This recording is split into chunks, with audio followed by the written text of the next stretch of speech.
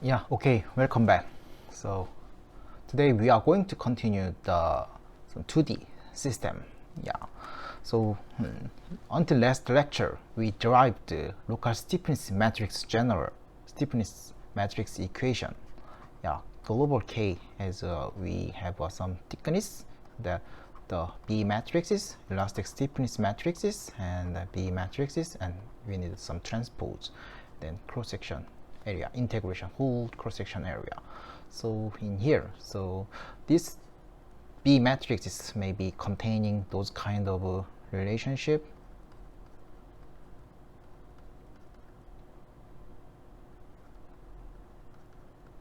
Yeah, but we have more component in here.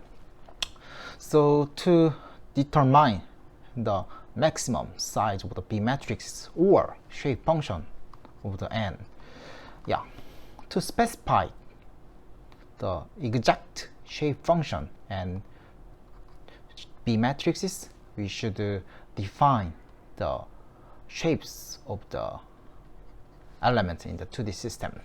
So the most simplest element in the 2D system is a triangular element.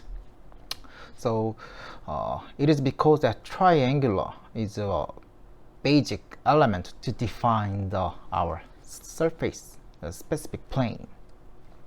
So and also if you have some irregular shapes, so you can complete or match the whole surfaces using very simple way. Yeah, so yeah, all elements are consist of the shows a triangular element. So they compared to the rectangular element. So the triangle element more closely packed our 2D system. So that's why we use a triangle element. But generally, we call it this triangle element is a constant strain triangle element, CST element. That is why I briefly introduced the reason why we call the CST element. It is because that after the applying the derivative, so that they will return some constant value, so that we call it the triangular element as a constant strain element. So that let's derive the CST element for our local stiffness matrices. So that to discretize some plate showing here, so that we should define the basic triangular element first. So that each triangle element has three independent nodes. So that each node has 2 degree of freedom. First degree of freedom is displacement in the x direction, and then the other is displacement in the y direction. So the second and third node has 2 and 2 more degree of freedom, so that we have a total 6 degree of freedom. So that so normally, so that this u is a vector of the nodal displacement, and normally we say that so first node displacement and second node displacement and third node displacement. In our textbook, in the Logan textbook, they use those kind of indexes of the D to represent nodal displacement. However, each node has 2 different nodal displacement element. First is x direction, and second is y direction. So that exact displacement can be expressed looks like this. So let's continue. Yeah, so that for the basics assumption, our displacement field can be expressed some linear relationship. So I mean that so we have finally we obtained some specific displacement at first u1 and second is v1. so that we obtain those value at specific nodal point. However, in the middle of the two node, yeah, in here U2 and here V2, that yeah, if you want to know that the displacement in the middle of the between the first and second nodal point, at that time we use some simple interpolation function, so that yeah, this is shows a very simple interpolation function. So each in the two-dimensional spaces, yeah, they have some x degree of freedom and y degree of freedom, so that we use a very simplest linear algebra interpolation function, so that u and v can be expressed and looks like this. Similarly, in the one-dimensional cases, we use a interpolation function as function of x, so that very simple cases. So yeah, how can we obtain this coefficient? Yeah, we know that in the x equal 0, ux, I mean that 0 equal to the u1, and ux equal to L, the value is equal to the u2. Yeah, u1 and u2. Yeah, similarly, we can obtain we can apply our boundary condition. Yeah, so that in the first nodal point, I mean that in the first here, so and x1 and y1, and here is equal to the u1, and then v, yeah, first nodal point, yeah, the displacement variable, and v1.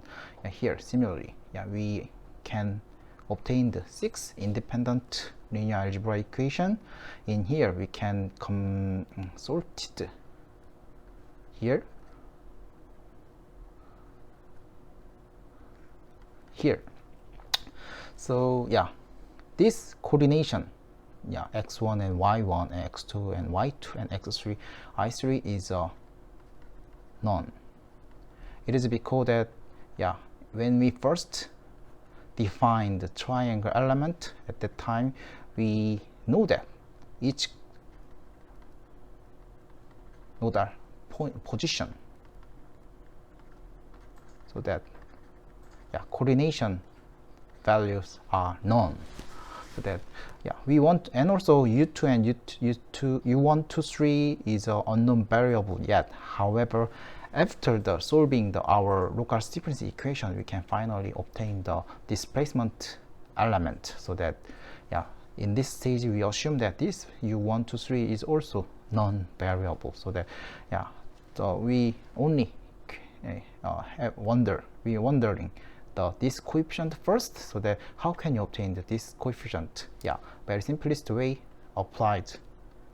take inversion matrices, so that after multiplication we can obtain the coefficient of the A. So yeah, so in the previous slide, yeah, this x is equal to the 1 x1, y1, 1 x2, x3, and y2, y3. This is a x matrices of the coordination, and then after the take inversion, so that the matrix can be changing looks like this. Yeah, so that yeah, what is the 2a? Yeah, 2a is equal to the determinant of the x also, so that the result, yeah, what is this? Yeah, this is same. A is a cross-section area of the triangle element, so that maybe this equation, mathematical equation, maybe is equal to the A, so that if we know that 3 points of the triangle element, we can obtain the area of the triangle element, and using those kind of way. So and then yeah, final, yeah, so that anyway, so that this 2a is a determinant of the matrices of the x, and then each component is also can be calculated, looks like this. Yeah, so it's very time consuming work. However, yeah, how can you obtain work? Yeah, first alpha 1, after the fixing this value first, and then this is a minor matrices, so that after 1, so that determinant of the minor matrix is AD minus BC, and the x2 y3 minus x3 y2. Yeah, this become alpha. The second one, yeah, selecting this one, and then choosing the minor matrices, maybe here and here, and then obtain the determinant matrices, and then we can obtain those kind of value. So that, yeah, after the calculating the whole matrix element for the inversion matrices, and then we can obtain those kind of relationship anyway. So that, and then, yeah, let's assume that if we obtain the inversion matrices of the X, we can finally we can reach the coefficient of the A1 to A6 is can be expressed and looks like this. And then in here, so that we assume that U displacement is a function of the X and Y with the coefficient A1 to 3, and then V also can be expressed A4 A5x and A6y. So that, and here, so that we can changing this vector form, and in previous equation we already obtained some those kind of relationship that our displacement field can be expressed look like this. So that this is some final form of the displacement field, so that in here. So similarly, yeah, V displacement of the V in y direction also can be similar manner. So, and then in the previous slide, yeah, we can say that this part can be the shape function, and then this u1 and second shape function and u2, and also third shape function and u3, and or we can say that this is a shape function, but this is a vector form of our displacement function. So that those kind of way, so that, yeah, displacement can be representative using the shape function. Each shape function can be, yeah, expressed looks like this. So, yeah, this is today's main purpose. So that although, yeah, their component more more complex than the single 1D element, however, please just remember the first time. So anyway, yeah, we obtained our shape function or interpolation function looks like this. So that, yeah, so we can define our displacement field using the multiplication of the shape function matrix and displacement vector. So that, yeah, we reach those kind of equation. Yeah, actually, yeah, some displacement field can be discretized shape function, and then, yeah, exact correct form, so it looks like this. So, yeah, this is the same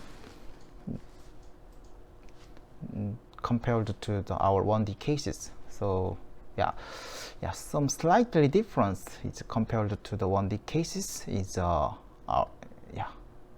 we use a different strain field. Yeah, in the 2D cases, yeah, strain has 3 independent variable or element. First is strain in the x direction, and second is strain in y direction, and last one is shear strain. This shear strain can be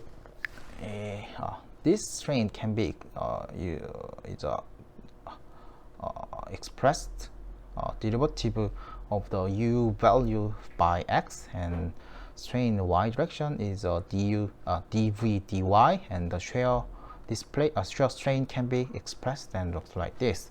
And the previous slide we say that the u is a function of the n1 and u1, n2 u2, n3 u3. Yeah, here, So how can we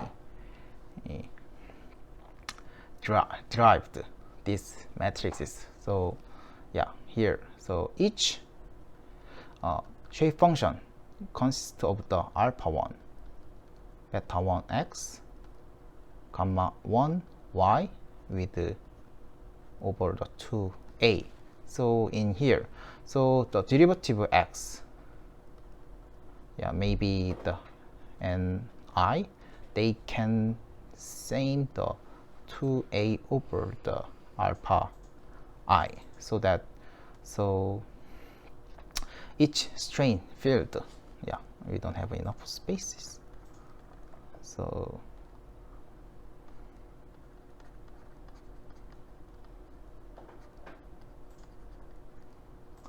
but we have also the strain field in y direction and shear strain,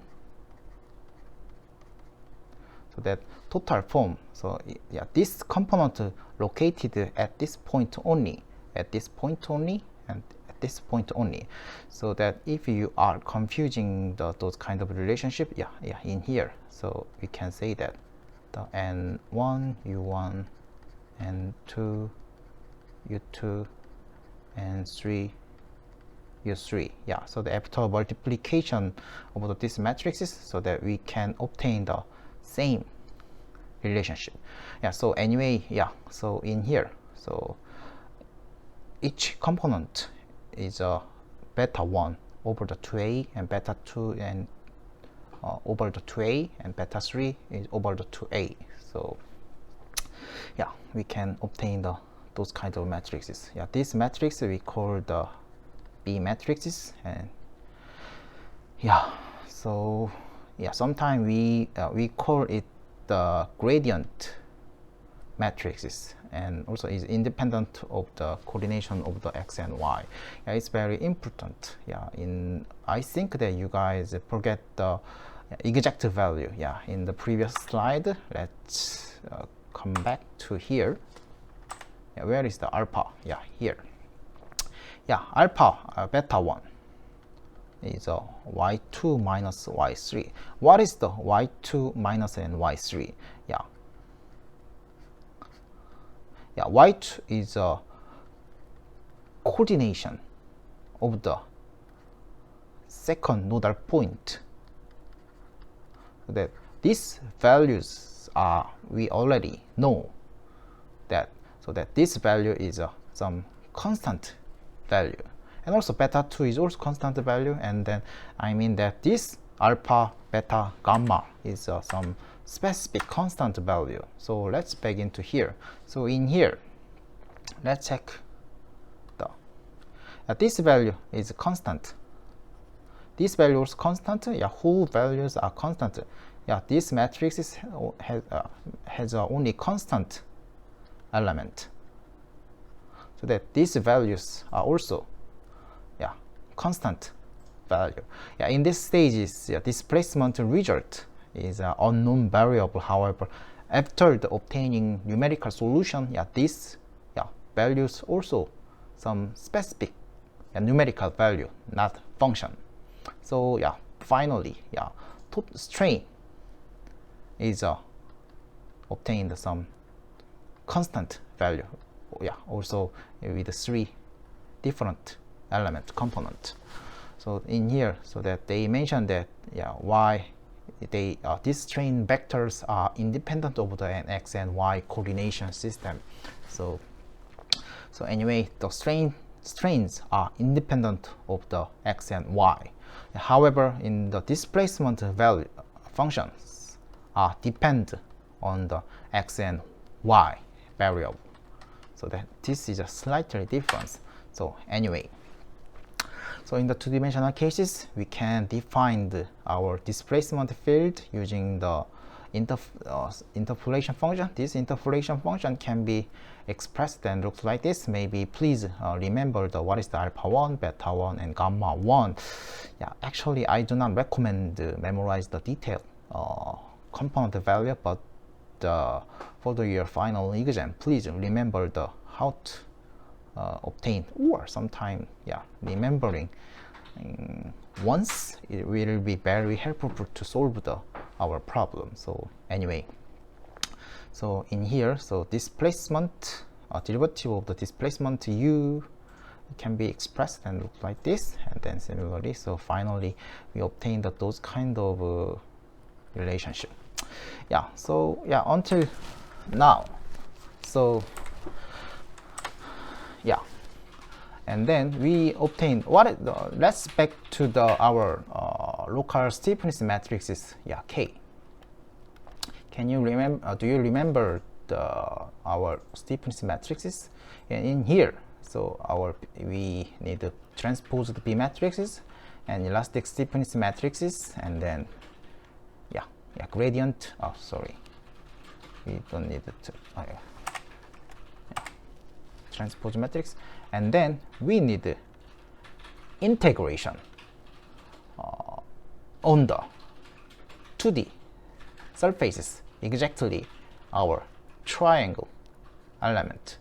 We should integrate it, but this integrated dA can be expressed looks like this, and then from the specific point y1 and y2, yeah, this is our general form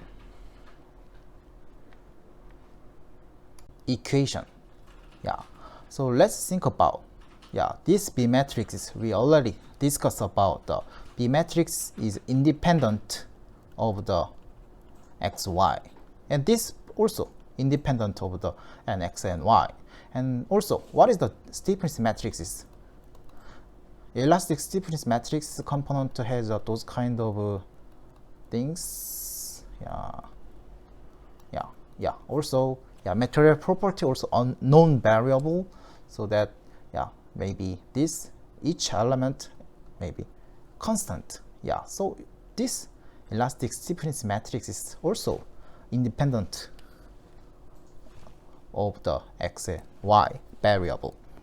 So inside here, yeah, we don't need any integration. So what is this?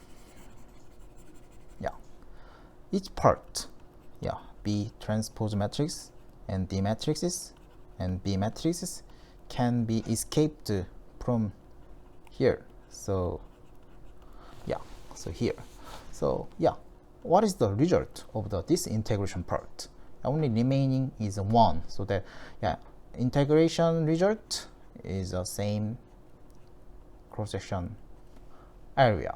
So this is a very convenient to use it of the CST element. Yeah, actually, yeah, every time when we derive the local stiffness matrices in the 1D or 2D cases, yeah, we don't need to any integration in the, especially yeah, 1D truss element. Yeah, we don't need to integrate through the extraction. It is because that this result is equal to the L, and also inside here all variable is constant, so that the result, yeah, simply, yeah, the integration result is a length or surfaces area or sometime, yeah, volume, so that we don't need to worry about those kinds of integration. However, if you, when the inside this part, they are depend on the independent variable and x and y, at that time we need integration, so that at that time it will make some hurdle. So maybe I'm going to introduce the numerical integration technique to obtain the local stiffness matrices if we use some nonlinear interpolation function. However, yeah, in the until CST element, we don't need to worry about those kind of integration. All elements are independent x and y coordination variable. So yeah, also, yeah, using the minimum potential approach method, we also derived our local stiffness matrices easily. Yeah, total potential energy can be expressed. Yeah, total energy is a summation of the internal energy and external forces. Yeah, this B is a body force. Body force. Yeah, this is a surface traction, and then this is a point load. So that depending on your boundary condition, we should consider the various types of the boundary condition. Internal strain energy can be expressed some the multiplication of the strain transpose matrices and the strain matrices, and looks like this. This is a similar when than the 1D cases. And then body forces is also can be expressed some body force term with some other some weight with weight, and then point load, also point load, and then displacement, and then surface forces, also the traction with some other interpolation function. So that similarly, this is also the some body force vector maybe, that with some interpolation functions.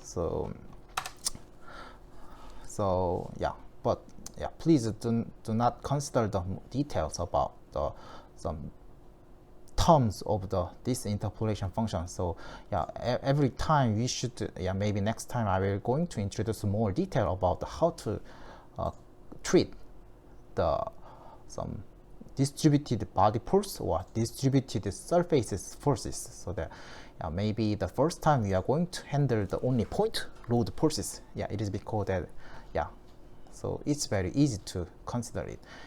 But although we mathematically surface forces and body forces can be expressed looks like this, however these forces, distributed forces, will be changing the specific point nodal forces or some point body forces.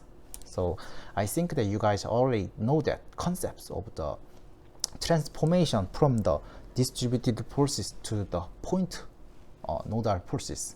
So and anyway, we can negligible, or we can say that the total potential energy can be expressed looks like this. This is a internal forces, and then this is a work done by external forces. So that to obtain the minimum value, so that we should derive with independent variable. So that so this is a displacement field, so that we have two different independent variables. So we should obtain the two mathematic equation, maybe final result reach the same form of the our equation in here. So in the thickness direction we have same thickness, so that we don't need to integration first part. This can be changing TA. And also when you select triangle element, this part is constant, so that at that time this part can escape the outside in here. So that this part, this integration also can be just cross-section area. So that this is how to deriving the local stiffness element in the triangle element. So I think that it's very easy. So that's finally we reached those kind of relationship in the triangle element. T is a thickness, and A is area of the triangle. B is a gradient matrices, and D is a elastic stiffness matrices. And then so maybe it will take a lot of time to obtain this B matrices. So maybe we have 6 by 1 2 3 6 by 3 element. And also let's think about here maybe 6 by 3 matrices and the elastic stiffness matrices, and 3 by 6 3 by 6, and then transpose B matrix size of the 6 by 3. So so that let's think about we can multiply each other. So final result we reach those kinds of 6 by 6 local stiffness matrices. K has a 6 by 6 size of the matrices, and then how about u? Yeah, u vector is a 6 by 1 vector, so that finally, yeah, forces is also has a 6 by 1 size of the vector.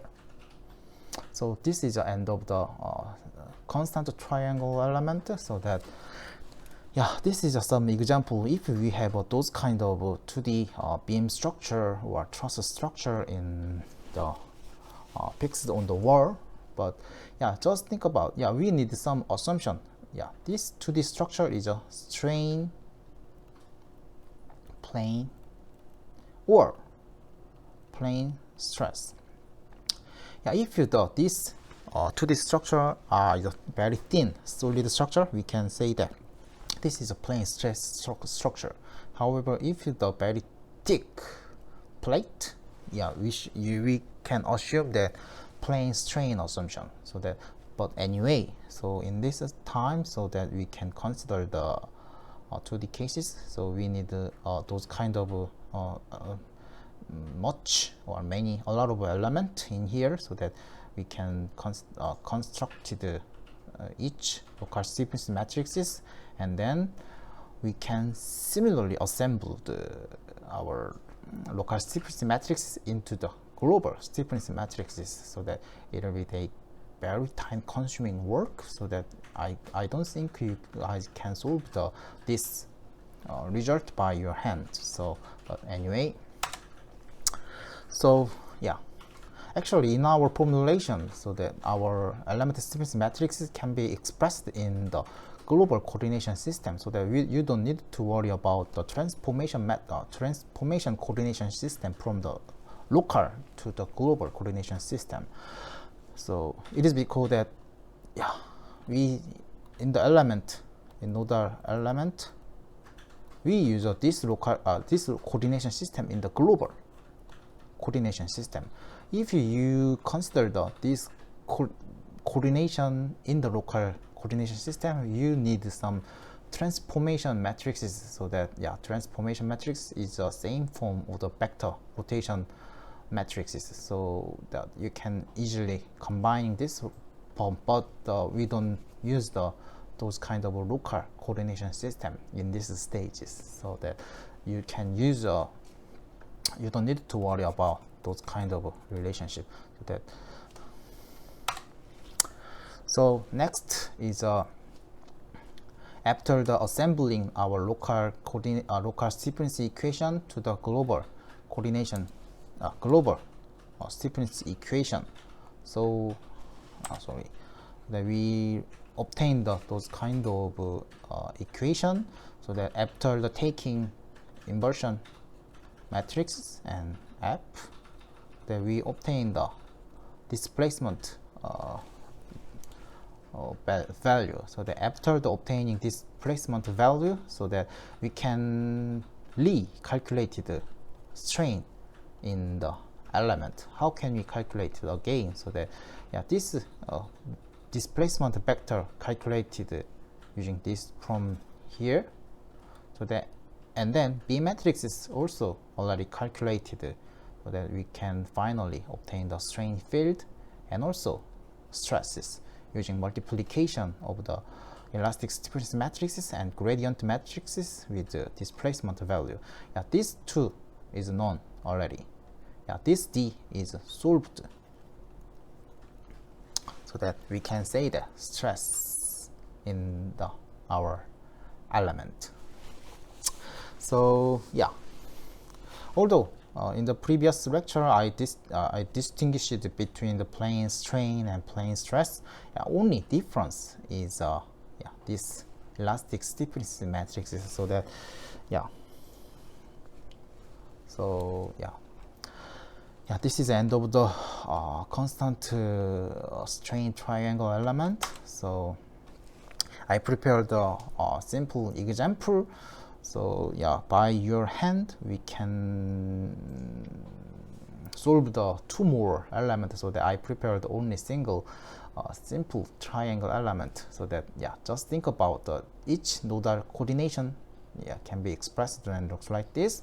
And the Young's modulus and Poisson ratio also determine, yeah, this is a 0.1 to 5, yeah, maybe. And then yeah, this is a British unit, yeah, thickness, yeah, thickness 1 inch, yeah, thickness also important. So that, yeah, in here, so yeah, but I don't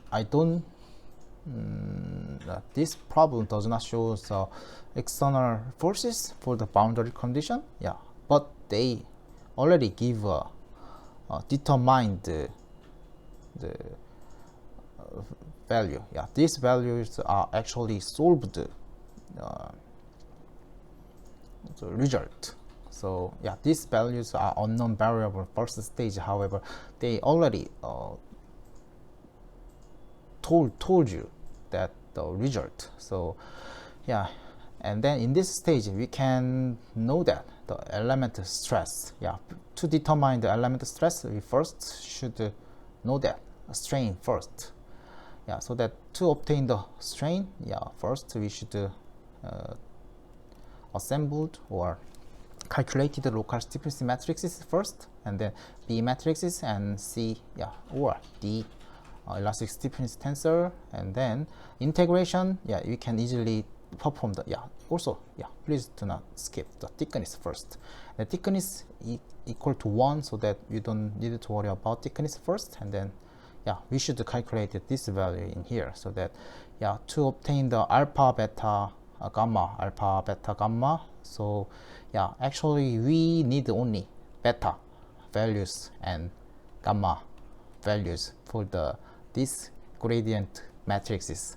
However, please remember this equation first. Yeah, in here, yeah, what is the, yeah, I think I want to put some these values first.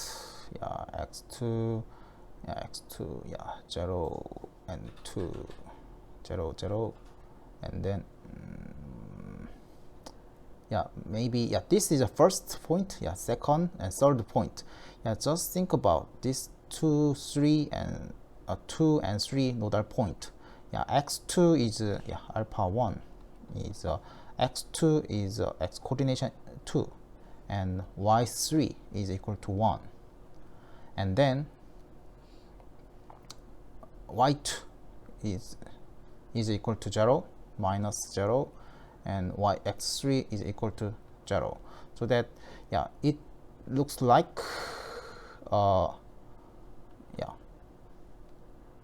2. So that we can say that this is a 2. But in this time we don't need the alpha 1 and alpha 2, alpha 3 values, so that just calculated the beta 1 first. Yeah, next y2 is equal to 0, yeah, minus y3 is equal to 1, so that the value is equal to minus 1, so that you can put some the minus 1 in here. That beta 2 is y3 is equal to 1, and y1 equal to minus 1, and they become to 2 here. So that similarly, yeah, they reach the minus 1, same form, so that you can put in here. Yeah, similarly, yeah, maybe this become minus 2, this become 1, 0, yeah, this become 2, so that you can obtain those kind of gradient matrices. And then, yeah, and also we need the cross-section area. So how can we obtain the cross-section area? So simply you can use some equation, triangle area equation, when we know that 3 coordination system. However, in this time we can easily calculate the, yeah, width and height is and half is cross-section area equal to 2, so that we can put some the variable cross-section area is equal to 2, so that, and then, yeah, in here, yeah, we didn't check the exact to the solid structure, so maybe the, yeah, where is the assumption, yeah, where is the yeah, here, yeah, we assume that this solid structure is a plane stress condition. That means the very thin layer, so that at that time we can easily say that we can easily say that the elastic stiffness matrix can be expressed to look like this. So, and then, yeah, it'll take time consuming work. Yeah, this is elastic stiffness matrices and 6 by 6. And then, yeah, this is a result, but after the multiplication while applying the boundary condition, we can obtain the solution. But in this time, so we already know that the solution of the displacement vector. So we don't need to calculate we don't need to take inversion of the local stiffness matrices, but to obtain the stress vector, so that we need the matrix multiplication of the elastic stiffness matrices and B matrices with the displacement vector. These vector values are already given in the problem, so that after the inserting the value, so that you need some calculator to obtain the solution. Finally we obtain those kind of stress. In the single element, we obtain the single stress value, and then single stress value and single stress value at each direction. Also, strain value given specific constant value. That's why we call this triangle element is a constant strain triangle element. So that please remember we only obtain the single specific constant value in the element. So the next is a body forces. So that but it's not a big important. So maybe I'm going to skip the detail about how to handle the body forces. So that surface forces, we are going to using the more simplest way. Just remember that we applied some pressure on the surfaces. However, just back to our distributed result. So that let's think about how can we put some transform the distributed forces to the nodal forces. Total length is equal to L, total force is equal to P, and then cross EP we have a thickness, so that this is a total forces. And then half and half can be divided. This is a simplest way. So we can use those kind of simple method, or sometime depending on your favor we can use some energy form. However, in this time I'm going to skip the detail. And also my next homework is to solving this solid structure. Thin plate attached on the wall, so that, and then I applied some total forces 10,000, and that length is 20 inches and height is 10 inches and thickness is 1 inch. So that in this time, so that how can we calculate the displacement of the end of this thin plate? So that, but so we only learned about the triangle element. Most simplest way to consist of the triangle element system, we can use two triangle element.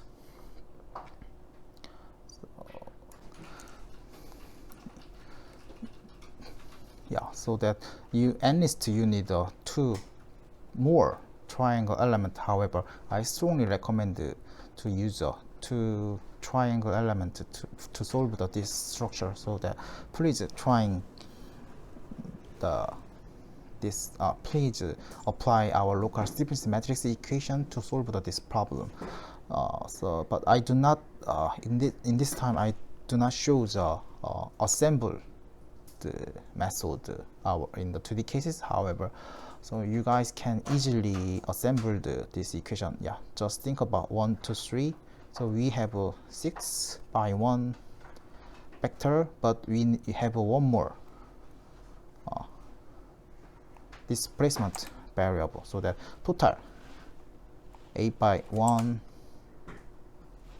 vector, so that you guys can obtain the 6 by 6 local stiffness matrix and then you guys can also 6 by 6 local stability matrices, and finally these two local stability matrices properly assembled into the maybe 8 by 8 global stiffness matrix, so that this is a homework. So, and then next, most important concept is the von Mises stress.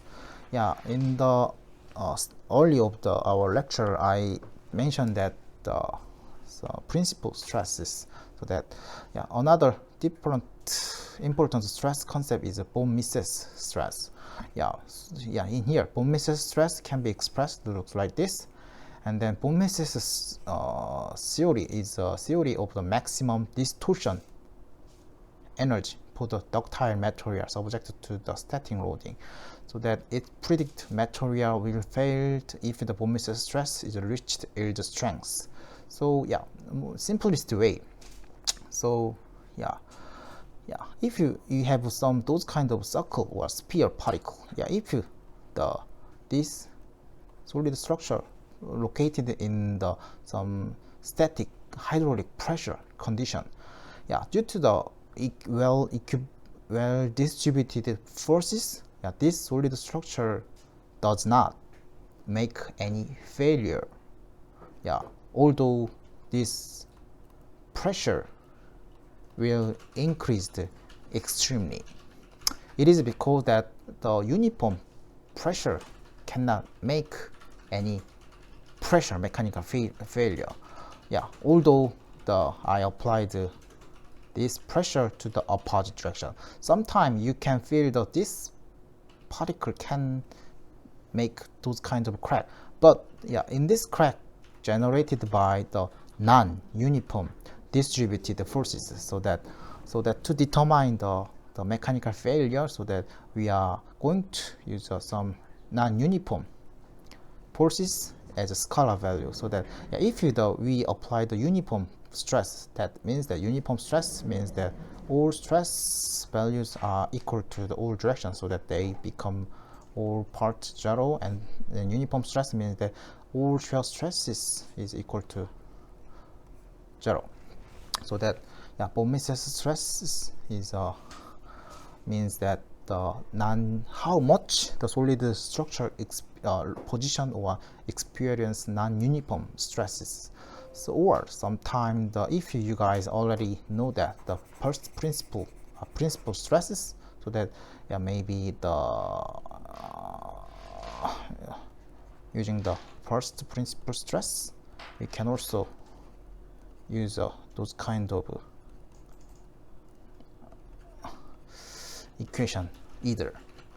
But I didn't check this form also correct. But if the all principal stresses equal to this also express the distorted stresses, so that von Mises stresses can be determined how much forces are distorted, or exact quantity of the distorted stresses values, so that the final calculated result is a scalar value.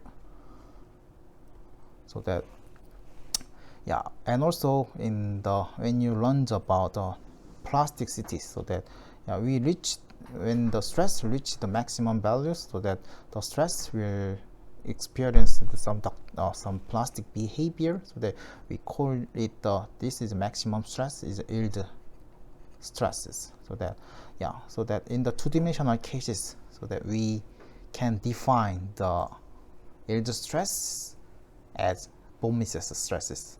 In the one-dimensional cases, so that we don't have any non-uniform stresses, but so the von Mises stress is equal to the x direction stresses. But in the two-dimensional cases, we need some scalar criterion. So we normally use a von Mises stress. In the console, also return the stress result first as von Mises stress first, and also you guys can check the each component of the stress by post-processing. However, the first stages console return the von Mises stress first. It is because that those kind of von Mises stress is most important thing to check the mechanical failure or mechanical instability. So this is another important stress concept of the von Mises stress. Next is a rectangular plane element. So I'm skip the here so that I'm going to continue the rectangular plane element in the next time.